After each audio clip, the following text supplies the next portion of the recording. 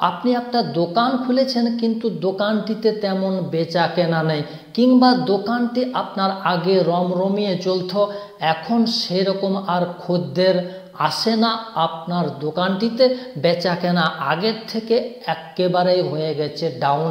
কিংবা আপনি একটা নতুন দোকান খুলেছেন, ভাবছেন কিভাবে আপনার দোকানটিতে বেচা কেনা বৃদ্ধি পাবে, খরিদ্দার হু হু করে আপনার দোকানটিতে আসবে। যদি আপনি এসব চিন্তায় চিন্তিত রয়েছেন, তাহলে আজকের এই ভিডিওটি হতে আপনি সেই সমস্যার সমাধান খুঁজে পেয়ে যাবেন ইনশাআল্লাহ।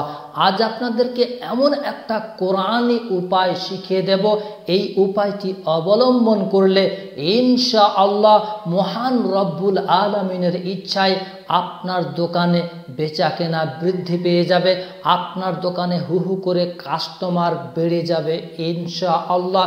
কি সেই উপায়টি জানতে চাইলে ভিডিওটিকে আপনি বিন্দুমাত্র স্কিপ না করে শেষ মুহূর্ত পর্যন্ত মনোযোগ সহকারে দেখতে থাকুন। চলুন বন্ধুরা, আজকের ওই মূল্যবান দোকানে বেচা কেনা বৃদ্ধির, দোকানে কাস্টমার টানার আমলটার দিকে আগিয়ে যাওয়া যাক। আমি হারুন রশিদ, আপনারা দেখছেন হানাফি কেল্লা মিডিয়া। যে আমলটি, যে দোয়াটি আপনাদেরকে আমি দিতে চলেছি, এই দোয়াটি প্রত্যেক দিন ফজরের নামাজের পরে আপনি 7 বার করে পাঠ করবেন এবং একটা সাদা কাগজে এই দোয়াটি লিখে এমনভাবে দোকানের মধ্যে আপনি ঝুলিয়ে রাখবেন যাতে করে খরিদ্দের ঢোকা মাত্রই ওই দোয়াটির দিকে নজরটি তার পড়ে যায়।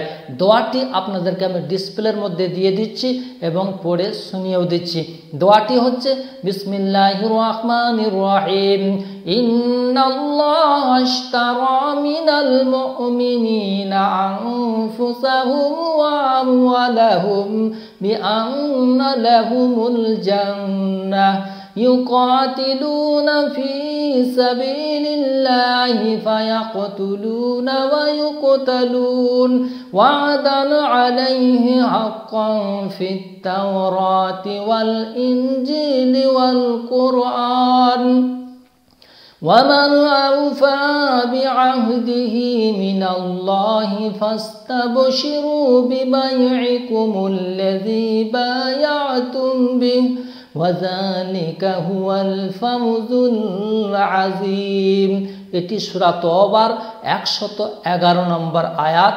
আপনি এই আয়াতটি প্রত্যেক দিন ফজরের নামাজের পরে 7 বার করে পাঠ করবেন এবং দোকান খোলা মাত্রই, দোকানে প্রবেশ করেই এটি একবার পাঠ করে নেবেন এবং সাদা কাগজে লিখে এটি আপনি দোকানের মধ্যে ঝুলিয়ে রাখবেন।